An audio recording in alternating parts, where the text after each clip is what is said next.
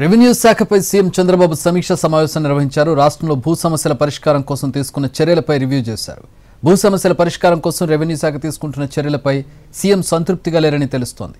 ప్రభుత్వంపై ప్రజల్లో సానుకూలత రావాలంటే భూ సమస్యను త్వరగా పరిష్కరించాలని భావిస్తున్నారు. అలాగే సులభతరంగా సేవలు అందించడం కీలకమని భావిస్తున్నారు.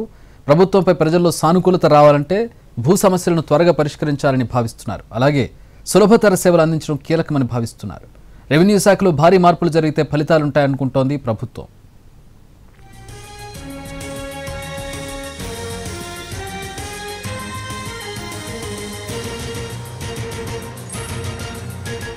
తహసీల్దార్ కార్యాలయాల్లో ప్రజలిచ్చిన ఆర్జీలు వేల సంఖ్యలో పేరుకుపోయి ఉన్నాయి. వాటి పరిష్కారానికి రెవెన్యూ యంత్రాంగంలో ఉద్యోగుల కొరత, పనిభారం వంటి అంశాలను కూడా పరిగణలోకి తీసుకునుంది ప్రభుత్వం.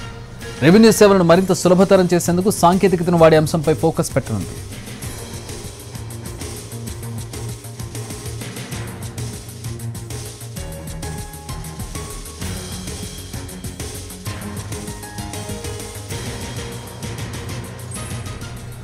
రెవెన్యూ శాఖపై సీఎం చంద్రబాబు సమీక్ష సమావేశం నిర్వహించారు. రాష్ట్రంలో భూ సమస్యల పరిష్కారం కోసం తీసుకున్న చర్యలపై రివ్యూ చేశారు.